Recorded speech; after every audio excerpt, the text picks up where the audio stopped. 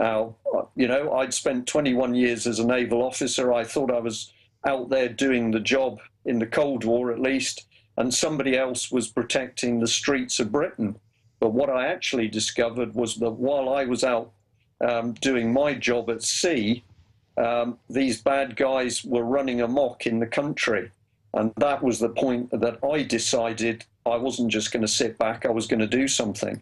But I tell you that it's been brilliant to see the change, particularly inside the British police at the moment. Yes, there's a lot of police officers that have been totally indoctrinated. They are like zombies. Some of them are even now committing suicide because they've been so screwed up with courses. But it was last year, there was a demonstration up in London. The unions were demonstrating around Parliament. I went up, I talked to some of those people, but Parliament was so scared of that protest that they had police officers shoulder to shoulder around the Parliament buildings. So I went along talking to those policemen, and one of the things I said to them is, you know, the criminals aren't these people on the streets, the criminals are inside Parliament.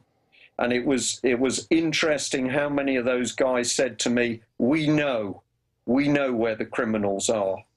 And I think this is a key part, although you will see in America vicious action by American policemen, or the same by the army on the streets. We are seeing it here in UK as well. We haven't seen the army on the streets yet, certainly the police. But when you take the trouble to talk to the police, you discover that many of them are now waking up, and they are looking at the material that you're putting out, Alex. They're looking at stuff we're putting out. They're looking at stuff that Ian Crane or David Icke's talking about. And when you say to them, who are you going to fight for? They say, we know which side we should be on. Well, that's another great point. Police and military are ordered to beat up peaceful protesters. Under the peer pressure, most of them do it, but they do it once, and then they have a breakdown. And that's what's happening is when these globalists order them to do wrong things, a lot of times they do it the first time, but then the crisis of conscience happens.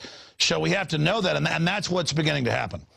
Yeah, and this is why it's an important thing that yeah, the bullies, sometimes you can't do anything with them. They're gone. Leave them. The people you want, you're always looking for the officials who will listen. And we know now in UK there are officials inside the courts